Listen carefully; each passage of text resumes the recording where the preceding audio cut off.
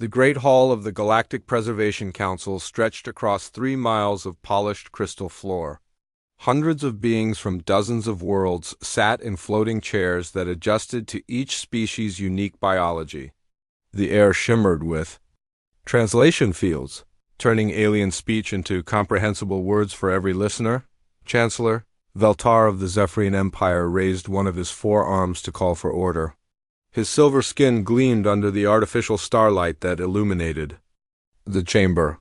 Around him, creatures of every imaginable shape and size settled into silence. Some breathed oxygen, others methane. Some had wings, others tentacles, and a few existed as pure energy contained in mechanical bodies. "We gather today to discuss planetary classification updates," Veltar announced in his melodic voice. Item 743, the world designated as Earth. A holographic display materialized above the center of the hall. The image showed a blue and green planet spinning slowly in space. To most beings in the chamber, it looked beautiful and peaceful from a distance. Council member Kethvin of the Nexari crystalline race stood up. His body was made of living diamond that caught and refracted light in dazzling patterns. When he spoke, his voice sounded like wind chimes in a gentle breeze. "Honored colleagues," Kethvin began, "I have completed my analysis of this world and its inhabitants. The planet Earth must be classified as a Class 12 Deathworld. The evidence is overwhelming." Murmurs rippled through the assembly. A Class 12 designation was reserved for the most hostile environments in the galaxy. Worlds where survival required constant struggle against impossible odds. The holographic display changed to show images from Earth's surface. Massive storms swirled across oceans. Lightning split the sky in brilliant white forks. Hurricanes the size of small moons churned through the atmosphere. Volcanoes erupted, spewing molten rock high into the air. "Observe the planet's weather systems," Kethvin continued. "The atmospheric conditions change without warning. Temperatures can shift by 50 degrees in a single day. Water falls from the sky in both liquid and solid forms, sometimes with enough force to destroy structures." The display shifted to show Earth's wildlife. A massive shark glided through dark water, its rows of teeth clearly visible. A tiger stalked through tall grass, muscles rippling under striped fur. A bear stood on its hind legs, towering over the camera that recorded it. "The native life forms are equally hostile," Kethvin explained. "Predators of enormous size and aggression dominate every environment.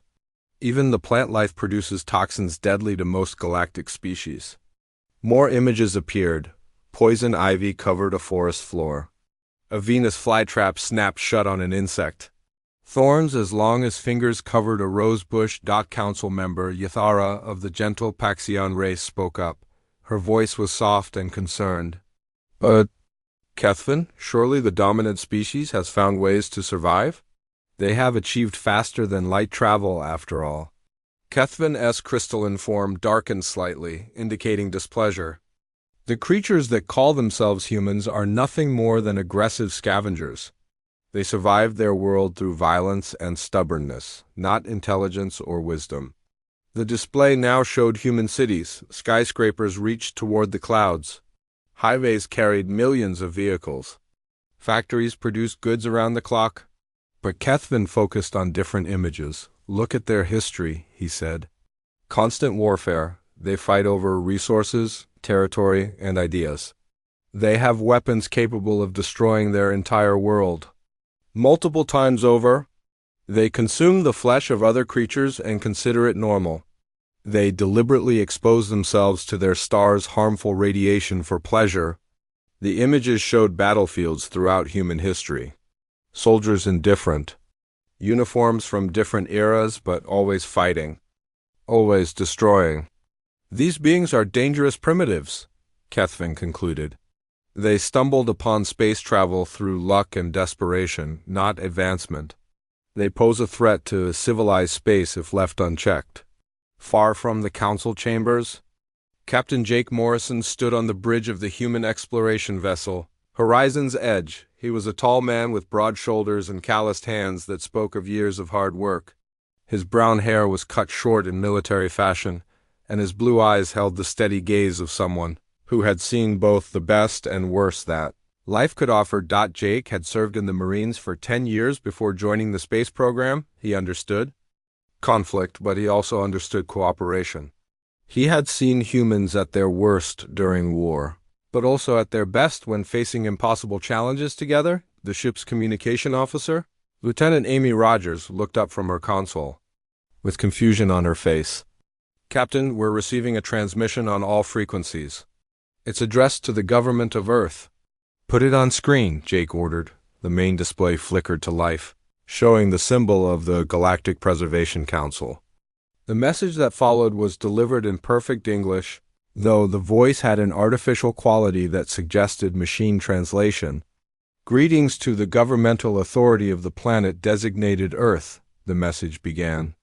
"Your world has been classified as a Class 12 Deathworld by the Galactic Preservation Council. Due to the hostile nature of your environment and the primitive survival instincts of your species, special protocols must be followed." Jake felt his jaw tighten, but he remained silent as the message continued. "For your own safety and the safety of civilized space, your species will be relocated to a more suitable garden world under the supervision of council-appointed guardians. This relocation is not optional. Transport vessels will arrive in your system within 1 standard galactic year to begin the evacuation process." The message went on to list the generous benefits of relocation. Humans would be provided with safe housing, adequate nutrition, and useful work appropriate to their capabilities. They would be protected from the dangers of their current world and gradually educated in the ways of civilized society. Your primitive spacecraft are not suitable for interstellar travel, the message concluded. Please restrict all space-based activities to your immediate planetary system until Council representatives arrive to ensure proper compliance with galactic safety standards. The transmission ended, leaving the bridge in stunned silence. Lieutenant Rogers was the first to speak. "Sir, did they just tell us we're too stupid to live on our own planet?" Jake walked to the forward viewport and looked out at the stars. Earth hung below them, a blue marble against the black of space. From here, it did look peaceful and beautiful. The storms and dangers that the aliens feared were invisible from this distance. "Amy, pull up the files we compiled about Earth's environment." "For the first contact protocols," he said quietly, the data appeared on a secondary screen. Earth's gravity was 9.8 meters per second squared. Its atmospheric pressure was 14.7 pounds per square inch at sea level. The oxygen content was 21%. Temperature ranges varied from -40 to +50 degrees Celsius in most inhabited areas. Jake had visited 7 other worlds during humanity's early exploration missions. 3 of them had gravity so weak that humans had to wear weighted suits to avoid bouncing around helplessly. 2 had atmospheres so thin that even small exertion left humans gasping for breath. 1 had such low atmospheric pressure that water boiled at room temperature. Earth wasn't a death world. Earth was a training ground that had forged the toughest, most adaptable species in the galaxy. And these aliens wanted to put humans in a zoo for their own good. Jake turned back to his crew. They were watching him with expressions of anger and determination that matched his own feelings. These were people who had volunteered to travel to unknown worlds, to face whatever dangers waited among the stars. They hadn't come this far to be told they needed alien babysitters. "Set course for the Harmony Point Station," Jake ordered. "If the Galactic Council wants to meet humanity, let's make sure they get the full experience." Lieutenant Rogers smiled grimly as she began entering the navigation commands. "Sir, should I inform Earth Command about our change of mission?" Jake considered this for a moment. Earth's leaders would want to negotiate to find a diplomatic solution that avoided conflict. They would probably agree to at least discuss the relocation offer. That was the smart, civilized thing to do, but Jake had spent enough time in combat to recognize the difference between negotiation and surrender. The aliens weren't offering to discuss humanity's future. They were announcing their decision and expecting compliance. Not yet, Jake decided. First, let's find out exactly what we're dealing with. Then we'll give Earth all the information. They need to make a real choice. The Horizon's Edge changed course, its engines pushing the ship toward a meeting that would change everything the galaxy thought. It knew about the species from the little blue world they had so badly underestimated. Harmony Point Station floated in the void between star systems like a massive metal flower. Its 12 arms stretched out from a central hub, each one designed to accommodate different species and their unique needs. Ships from across the galaxy docked at its ports daily, bringing diplomats, traders, and travelers from hundreds of worlds. The Horizon's Edge approached the station slowly, following the traffic control signals that guided them to Docking Bay 7. Captain Jake Morrison stood on his bridge, studying the alien architecture through the main viewport. The station was enormous, easily 10 times larger than anything humans had built in space. "Impressive," said Dr. Lisa Chun, joining Jake at the window. She was a small woman with sharp eyes and graying hair pulled back in a practical ponytail. As Earth's leading xenobiologist, she had spent years preparing for this moment when humanity would meet other intelligent species. "It's designed to intimidate," replied Commander Ben Hayes from behind them. The tactical officer was built like a football player, with thick arms and a neck that seemed too wide for his uniform collar. His job was to assess threats and plan responses, and he saw potential problems everywhere he looked. "Maybe," Jake said. "Or maybe they just build things big because they can. We'll find out soon enough." The docking procedure took nearly an hour. Alien technology interfaced with human systems through universal translation protocols that had been included in the Council's first message to Earth. When the airlocks finally sealed and pressure equalized, Jake felt a moment of nervousness that he quickly pushed aside. A delegation of 3 beings waited for them in the docking bay. The leader was tall and thin, with pale blue skin and 4 arms that moved independently of each other. Its voice came through translation devices that hung in the air around the group. "Welcome to Harmony Point Station," the being said imperfectly. Clear English. "I am Ambassador Thexlon of the Coordination Committee. You are the representatives of the species from the Deathworld Earth, correct?" "We are," Jake replied. "I'm Captain Morrison. This is Dr. Chun and Commander Hayes." "Excellent. Please follow me. We have prepared appropriate accommodations for your kind." They were led through corridors that seemed designed for beings much larger than humans. The ceiling stretched 20 feet overhead, and the walkways were wide enough for 6 people to walk side by side. Other aliens moved past them, some floating, others walking on various numbers of legs. A few stopped to stare at the humans with obvious curiosity. "The gravity here is maintained at 0.8 standard," Ambassador Thexlon explained as they walked. "We thought this would be more comfortable for Deathworld species than our usual 0.6 standard. Your accommodations have been equipped with environmental suits rated for your kind." Jake noticed that they were being led away from the main areas of the station. The corridors became narrower and the lighting dimmer. Signs in various alien languages pointed toward what appeared to be restricted sections. "Where exactly are we going?" Dr. Chun asked. "To the hazardous beings wing, of course," Thexlon replied matter-of-factly. "All Deathworld species are housed there for safety reasons. You will find others of your classification already in residence." They arrived at a section of the station that felt completely different from the areas they had passed through.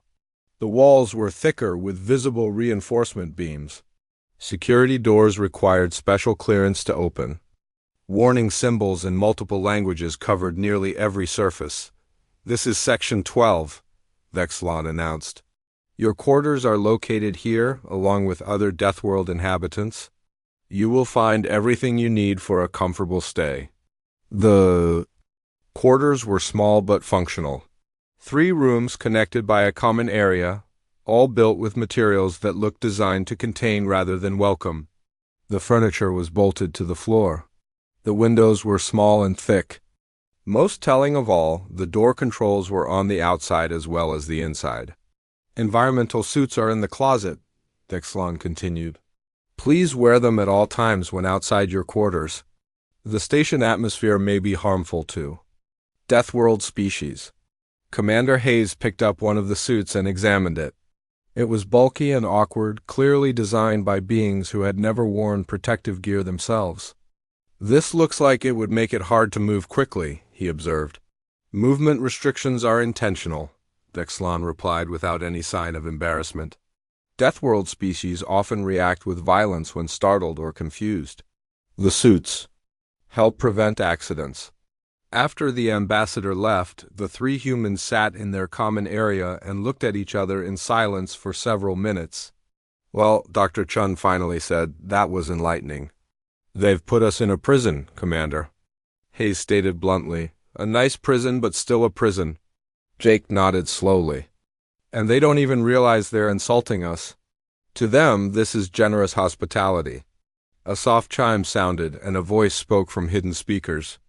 "Attention new residents of Section 12. Orientation begins in 1 hour in conference room. C. Attendance is mandatory for all Deathworld species." The three humans put on their environmental suits, despite Jake's instinct to refuse. He wanted to learn more about how this system worked before making any dramatic gestures. The suits were as awkward as they looked, with thick gloves that made fine manipulation difficult and helmets that restricted peripheral vision. Conference room C was filled with other beings that had been classified as Deathworld species. Jake counted representatives from at least 6 different worlds. All wore similar environmental suits. All sat in chairs that looked designed to restrain rather than comfort. At the front of the room stood a being that seemed to be made of pure light, contained within a translucent humanoid form. Its voice came from speakers built into the walls. "Welcome, Deathworld survivors," the being said. "I am Luxandra of the Etherian Collective. I will be conducting your integration briefing." The presentation that followed was the most condescending thing Jake had ever experienced. Luxandra spoke to them like children who needed basic concepts explained slowly and carefully. "Deathworld species often struggle with the concept of peaceful coexistence," Luxandra began. "Your harsh environments have programmed you for constant conflict and competition. This is natural and not your fault, but it must be managed for the safety of civilized space." Images appeared on screens around the room showing various success stories of Deathworld integration. Beings that looked strong and capable were shown performing manual labor under alien supervision. Others served in military units, but always with alien officers giving the orders. The Corvin people were relocated from their radiation-blasted homeworld 50 years ago, Luxandra explained, showing images of tall, heavily built beings working in mining operations. They now contribute meaningfully to galactic society through their natural resistance to harmful environments. More images showed the Dekalon desert dwellers who had been transformed into agricultural workers on garden worlds.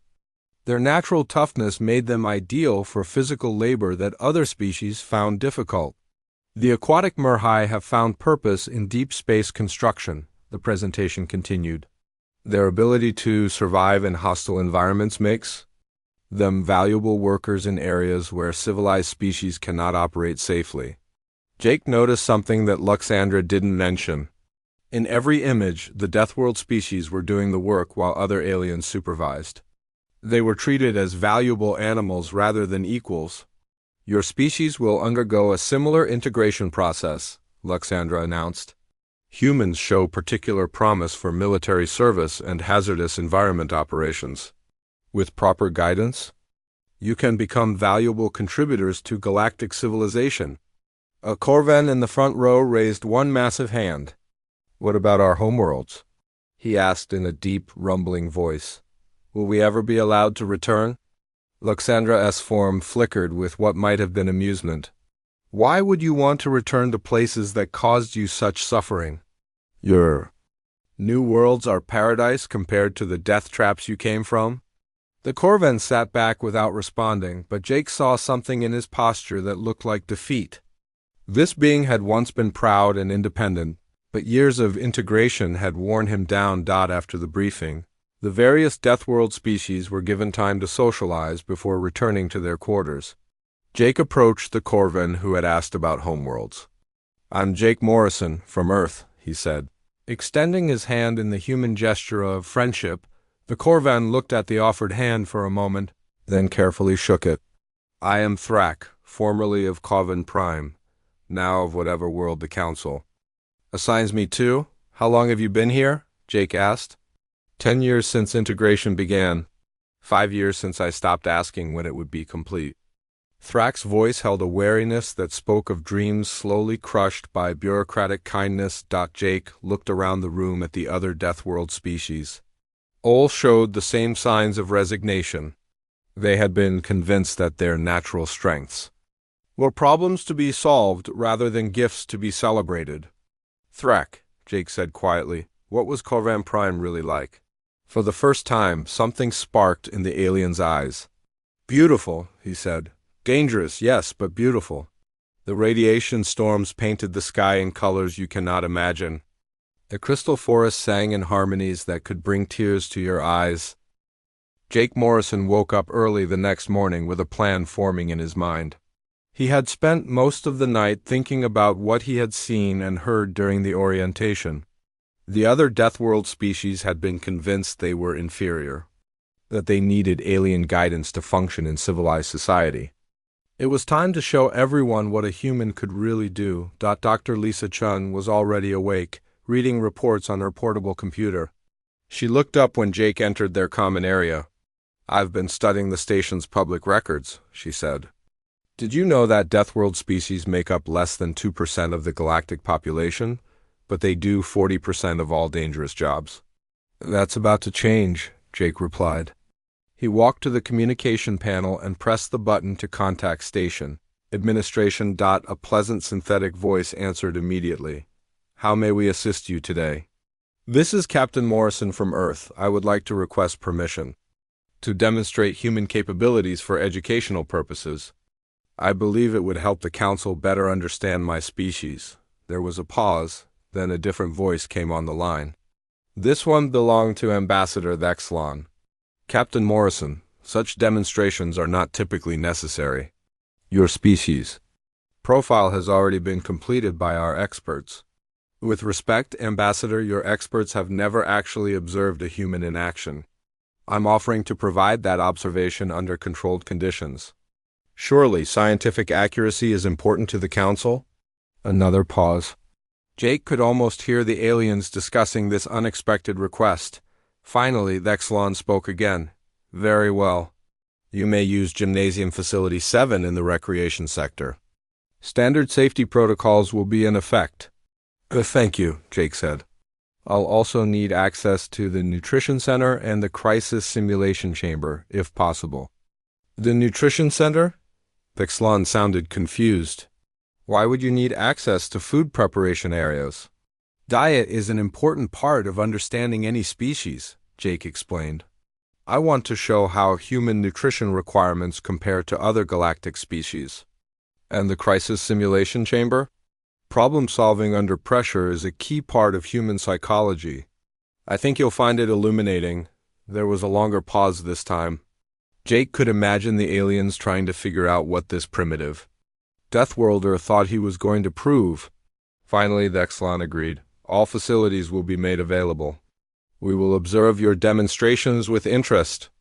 2 hours later, Jake stood in Gymnasium Facility 7 wearing standard human exercise clothing instead of his bulky environmental suit. The room was large enough to hold a football field, with various pieces of exercise equipment designed for different alien physiologies. Observation windows lined the upper walls, and Jake could see dozens of beings gathering to watch. Ambassador Thexlon stood beside a control console with several other officials. The tall, blue-skinned alien looked puzzled by Jake's casual appearance. Captain Morrison, where is your environmental suit? The atmosphere in this facility may be harmful to your respiratory system. Jake took a deep breath of the station's air and smiled. Actually, this atmosphere is fine. It's got a slightly higher oxygen content than Earth normal, which means I should perform better than usual.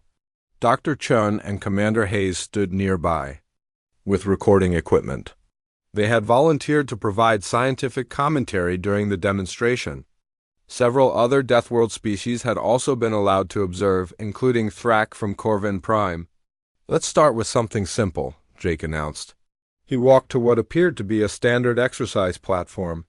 According to the readout, it was set to 1.2 times galactic standard gravity. The watching aliens expected to see Jake struggle with the increased weight. Most species found anything above standard gravity exhausting within minutes. Instead, Jake began a series of exercises that would have been routine in any Earth gym. Push-ups, sit-ups, jumping jacks, and running in place. After 10 minutes of continuous activity, Jake wasn't even breathing hard. The aliens in the observation windows were leaning forward, talking excitedly among themselves. Earth's gravity is actually higher than what we're experiencing now, Dr. Chun explained to the observers. Captain Morrison is performing at about 80% of what he's accustomed to. Jake moved to a strength testing machine designed to measure lifting capacity across different species. The highest recorded score belonged to a Mandarian, one of the galaxy's physically strongest races. Jake studied the machine for a moment, then began his attempt. The weight bar moved smoothly upward. Jake's muscles strained, but his form remained perfect. When the display showed his final score, several aliens in the observation area made sounds of disbelief. Jake had lifted nearly twice the previous record. Deathworld evolution, Dr. Chun continued her commentary. Constant environmental pressure creates beings who must be strong to survive. What you're seeing is normal for a healthy human male. But Jake wasn't finished. He moved to an endurance testing station and began a routine that would have exhausted most galactic species within minutes. He ran, climbed, jumped, and lifted weights for over an hour without stopping. By the end, he was sweating and breathing harder, but still fully functional. Thrak watched from the Deathworld Observers section with growing amazement. I had forgotten, he whispered to another Corvan beside him. I had forgotten what it felt like to be strong. The next stop was the nutrition center. Jake had specifically requested access to the facility where different species' food was prepared and served. The head nutritionist, a small being with multiple arms and large compound eyes, met them at the entrance. I am Chief Nutritionist Kexhai, the being announced. I understand you wish to demonstrate your species' dietary requirements. Right, Jake said. I'd like to sample foods from various worlds if that's possible. Kexhai looked nervous. Many of these foods contain compounds that are mildly toxic to most species. They require careful preparation and neutralization before consumption.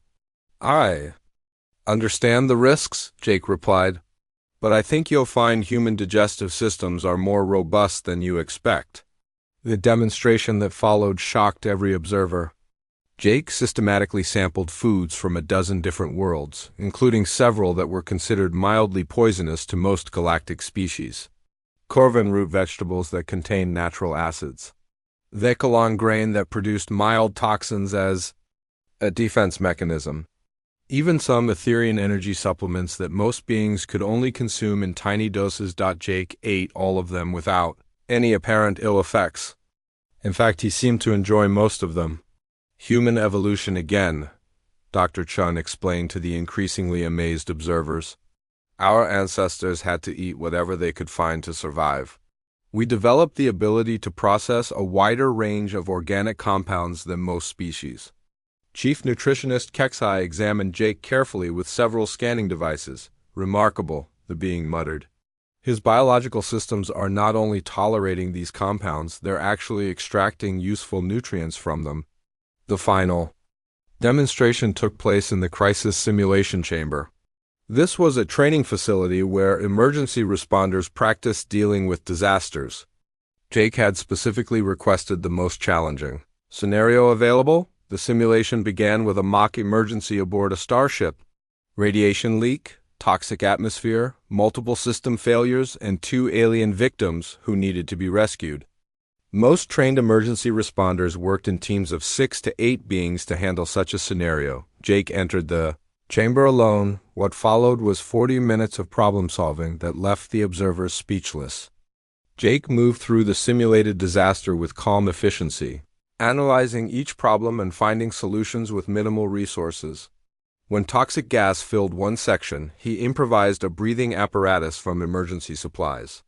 When radiation blocked the main corridor, he found an alternate route through maintenance tunnels. Most impressive of all, when he reached the two alien victims, Jake didn't just rescue them. He provided first aid for their simulated injuries, carried one who was too injured to walk, and guided the other to safety while continuing to solve environmental problems around them. Commander Hayes provided tactical commentary throughout the exercise. Notice how he prioritizes threats and opportunities simultaneously. Human military training emphasizes adaptability and resource management under pressure. When Jake emerged from the simulation chamber, he was tired but triumphant. The two alien actors who had played the victims were staring at him with obvious awe. "I have never seen anything like that," one of them said. "You solved problems I didn't even know existed in the scenario." Jake shrugged modestly. "Basic emergency response training, Earth style. We learned to expect the unexpected." The observation areas were buzzing with excited conversation. Word of the demonstrations had spread throughout the station, and beings from dozens of species had gathered to watch the conclusion of Jake's performance. Ambassador Dexlon approached with several other high-ranking officials. The tall alien's forearms moved in what Jake was beginning to recognize as a gesture of confusion. "Captain Morrison," Dexlon said slowly, "these demonstrations have been most educational. However, they raise certain questions about our current understanding of Deathworld species capabilities." "I'm sure they do," Jake replied. Chancellor Veltar stood in his private chambers aboard Harmony Point Station, watching recordings of Jake Morrison's demonstrations for the 5th time. His forearms moved restlessly as his mind tried to process what he had witnessed. In his 300 years of service to the Galactic Council, he had never seen anything that challenged his understanding of the universe quite like this. The door chimed softly, and his assistant announced the arrival of the Emergency Council.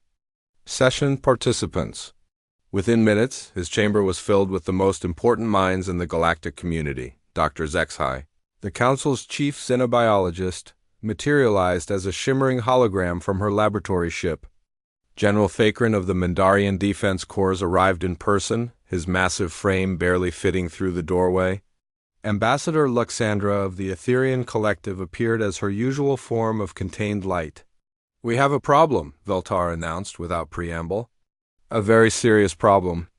Dr. Zexhai spoke first, her voice carrying the clinical detachment of a scientist who had spent her career studying alien life forms. "I have analyzed the human's performance data extensively. The conclusions are disturbing." She activated a holographic display showing various statistics from Jake's demonstrations. "This being Jake Morrison is not exceptional among his species. According to the biological scans we took, he represents average human capability. Not superior genetics, not advanced technology, not pharmaceutical enhancement, just normal." "Normal?" General Fakrin's deep voice rumbled with disbelief. "He lifted twice what our strongest warriors can manage. He solved crisis scenarios that challenge our best-trained teams." "You call this normal?" "Normal for his species, yes." Dr. Zexhai's image flickered as she accessed more data. "I have been studying Earth's environmental records. This planet is not just a death world. It is a training ground that has been producing optimal survival characteristics for millions of years." The display changed to show Earth's climate history. Ice ages that lasted thousands of years. Volcanic eruptions that blocked sunlight for decades. Meteor impacts that wiped out entire species. Diseases that killed millions. Wars that forced rapid technological advancement. Every challenge that would destroy most species only made humans stronger, Dr. Zexhai continued. They are not survivors of a hostile world. They are products of it. Earth created the perfect adaptive organism. Ambassador Luxandra's light form pulsed with what those who knew her recognized as deep concern. "The implications for galactic society are staggering. If humans represent this level of capability, and we have been treating them as primitive charges to be supervised... They will not accept our authority," General Fakrin finished grimly, "and based on what I observed, they may not need to." Veltar pulled up additional reports that had been flooding in since Jake's demonstrations. Station security has filed 17 incident reports in the past 24 hours, all involving Deathworld species behavior. The reports painted a clear picture. The Corvan workers in the mining sections had stopped asking permission for basic decisions. The Vekalon agricultural teams were refusing overtime assignments that they had previously accepted without question. The Murhai construction crews were demanding better equipment and safety protocols. It's spreading, Veltar observed. Morrison's actions have reminded the other Deathworld species of their own capabilities. There's more, Dr. Zexhai added, reluctantly.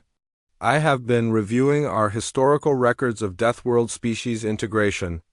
I found several disturbing patterns. New data appeared on the display. Charts showing Deathworld species population numbers, distribution patterns, and work assignments over the past century. We have been systematically suppressing the most capable species in the galaxy, she announced. The Corvan homeworld was never actually uninhabitable. Our radiation readings were based on standards for Etherian physiology, not Corvan biology.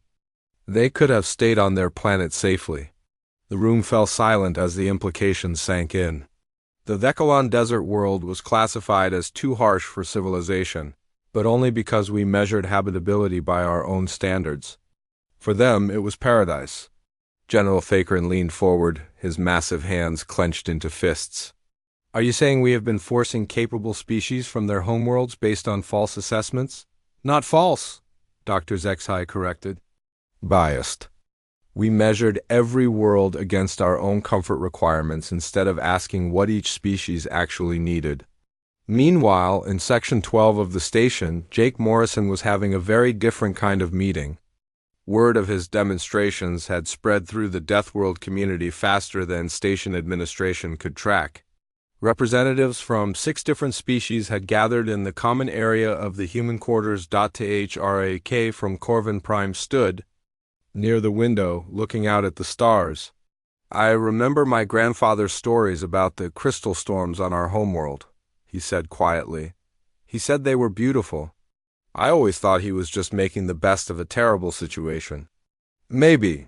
He wasn't, replied Cathara, a female Vekalon whose natural armor plating gleamed under the artificial lights. Maybe we were the ones who forgot what beautiful looked like. Jake sat in the center of the group, listening more than talking.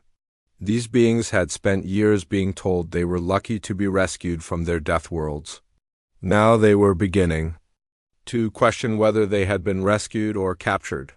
The question is, Jake said finally, what do we do about it? Varan of the aquatic Murhai species spoke up, his voice carrying the slight echo that came from his water-filled breathing apparatus. The Council will never admit they were wrong. Too much of their authority depends on being the wise protectors of lesser species. Then we don't ask for their admission, Jake replied. We show them a different way. How? Thrak asked. We are scattered across dozens of worlds now. Our people have been separated from their cultures for generations. Many don't even remember what independence looks like. Jake stood up and walked to the communication console. Dr. Chun, could you join us, please? And bring those files you've been working on. Dr. Lisa Chun entered the room carrying a portable computer loaded with data she had been gathering since their arrival. I've been analyzing the station's databases, she announced. Looking for information about Deathworld species and their original planets. She activated a holographic display that showed a map of the galaxy with various worlds highlighted in different colors. Red dots are current Deathworld species populations. Blue dots are their original homeworlds. Yellow dots are habitable, worlds that have been classified as too dangerous for settlement. The pattern was immediately obvious. Dozens of worlds that had been declared uninhabitable were clustered in regions rich with natural resources. Their former inhabitants had been relocated to garden worlds in less strategically valuable areas. It's not about protecting us, Cathara said, her voice filled with growing anger. It's about controlling resource access. Exactly, Dr. Chun confirmed. The Corvan homeworld sits on the largest rare mineral deposits in this sector. The Vecalon world controls three major trade routes. The Murhai Ocean world has organic compounds that are essential for advanced biotechnology. Jake looked around the room at the faces of beings who were realizing they had been systematically deceived for decades. So here's my proposal. We stop asking for permission to exist as equals. We start acting like equals and see how they respond. That could mean war, Varan pointed out. It could, Jake agreed, but it doesn't have to.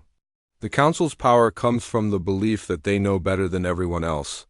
Once that belief is gone, they'll have to negotiate as equals whether they want to or not. Thrak turned from the window to face the group. What exactly are you suggesting? I'm suggesting we contact our homeworlds directly, Jake said. Not through Council channels, but through our own communication networks. I'm suggesting we share what we've learned here with our people everywhere. And I'm suggesting we start making decisions for ourselves instead of waiting for permission. The room buzzed with excited conversation as the implications of Jake's proposal spread through the group. For the first time in years, these beings were talking about taking action instead of accepting their circumstances. Back in Chancellor Veltar's chambers, the emergency council session was reaching its own conclusions. General Thakaran had been reviewing military assessments based on the new understanding of Deathworld capabilities. If humans represent average Deathworld species capability, he reported grimly, then our current military advantage is negligible. The Corvin alone could field forces that would challenge our entire defense network.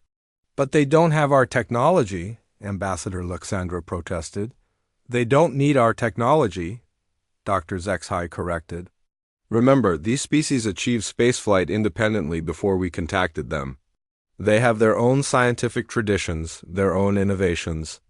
We've been so focused on giving them our solutions that we never asked what solutions they might develop on their own. Veltar reviewed the accumulating reports from across the galaxy. Similar incidents to those on Harmony Point were being reported, from dozens of worlds where Deathworld species had been relocated. The news of Jake Morrison's demonstrations was spreading faster than official. 6 months after Jake Morrison's demonstrations at Harmony Point Station, the human ship Liberty approached the same facility where everything had changed. But this time, Jake wasn't arriving as a confused representative of a Deathworld species, seeking understanding. He was coming as Earth's first galactic ambassador, and the ship he traveled on was a statement that no one in the galaxy could ignore. The Liberty was sleek and powerful, built using human engineering principles that the galactic community was only beginning to understand. Where alien ships were large and comfortable, the Liberty was efficient and fast. Where alien vessels relied on complex life support systems, the Liberty was designed for beings who could adapt to changing conditions. Most importantly, where alien ships were built for safety and comfort, the Liberty was built for exploration. And Discovery. Captain Jake Morrison stood on the bridge, wearing the formal uniform of Earth's diplomatic corps. The same man who had worn an awkward environmental suit 6 months ago now commanded a vessel that represented humanity's place as an equal in galactic society. Sir, we're receiving a priority communication from Chancellor Veltar, reported Communications Officer Amy Rogers. She had been promoted from her position on the Horizon's edge and now served as Jake's senior staff officer. Put him through. Jake replied. The main screen flickered to life, showing Chancellor Veltar in what appeared to be his personal chambers rather than the formal council chambers. The Zephyrian leader looked older than he had 6 months ago, and his usual composure seemed strained. Ambassador Morrison, Veltar began, I welcome you back to Harmony Point. Though I must admit, the circumstances of your return are quite different from your departure. They are indeed, Chancellor, Jake replied diplomatically. I trust you've received our proposal for the new trade agreements? I have, Veltar said carefully, along with similar proposals from 12 other worlds that were previously classified as Deathworlds. The Council is still reviewing the implications. Jake smiled politely. Take your time, Chancellor. Though I should mention that the Andorian Federation has already expressed interest in our mining technology. And the Centauri Republic is eager to discuss our agricultural innovations. This was not entirely true, but it was close enough. Word of human capabilities had spread far beyond the original galactic community, and several independent systems were indeed interested in establishing relationships with Earth and its new allies. Yes, Veltar said, and Jake could hear the worry in his voice. We have been monitoring these developments with great interest. The Liberty docked at Harmony Point without incident, but the reception was very different from Jake's first visit. Instead of being escorted to the Hazardous Beings Wing, he was met by Ambassador Thexlon himself and given quarters in the diplomatic section reserved for heads of state. More significantly, Jake was not alone. The Liberty carried a full diplomatic delegation including Dr. Lisa Chun as Chief Science Advisor, Commander Ben Hayes as Military Liaison, and representatives from the newly formed Human Colonial Alliance. This alliance included not just Earth, but also the restored governments of Corvem Prime, New Thekalon, Murhai Depths, and 8 other worlds whose people had reclaimed their independence over the past 6 months. The council chambers had been reconfigured for Jake's address. Instead of the floating chairs arranged in a circle with the council at the center, the room now had a proper speaking platform where Jake could address the assembly as an equal. The change was symbolic, but symbols mattered in galactic politics.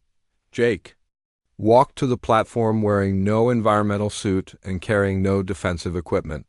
He was simply a human being speaking to other intelligent beings about the future they would build together.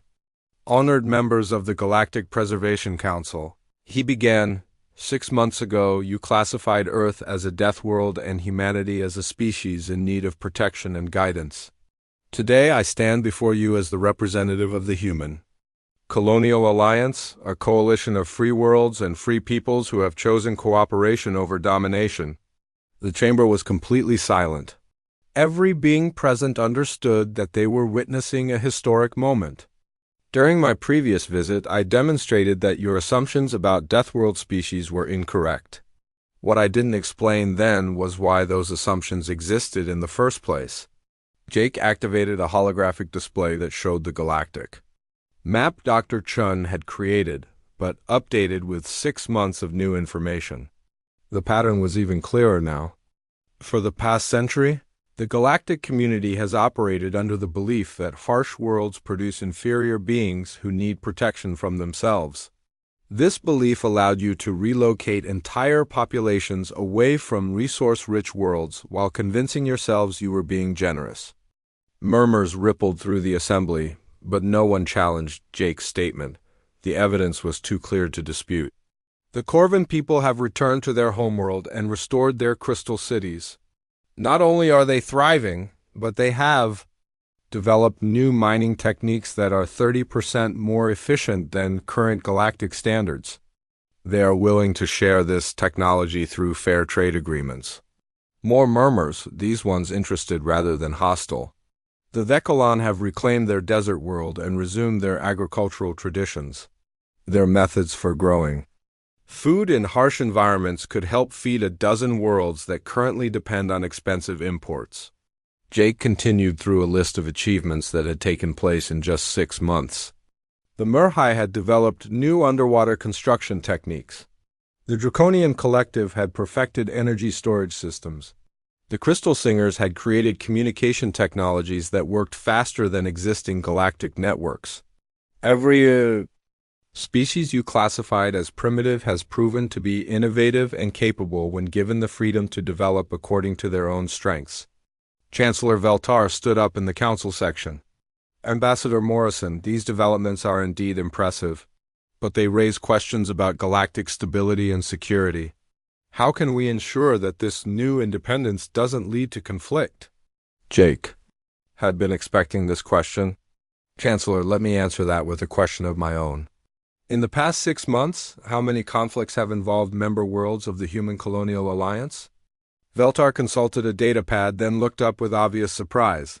None. Exactly, Jake said. Species that are confident in their own abilities don't need to prove themselves through conquest. We're too busy building things to waste time. Destroying things. General Thakran rose from his position in the military observer section. But what about defense? If you refuse Council protection, how will you defend yourselves against external threats? Jake smiled. General, with respect. We are the external threat that most species worry about. But since you ask ... The holographic display changed to show technical specifications that made every military observer in the room lean forward with interest. The Liberty's design specifications, the defensive capabilities of restored Deathworld colonies, and the combined military potential of the Human Colonial Alliance. We don't plan to attack anyone, Jake continued. But we also don't plan to be attacked. The galaxy is a big place, General.